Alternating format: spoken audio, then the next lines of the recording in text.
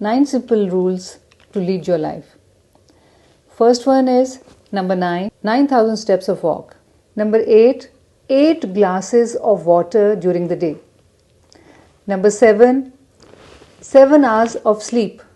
Number 6, 6 minutes of meditation.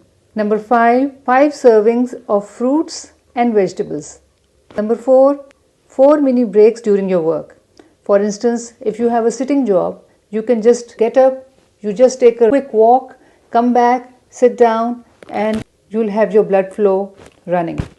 3 main and short meals during a day. 2 hours of gap between your dinner and your bedtime. The last one, number 1 kind of physical activity during the day.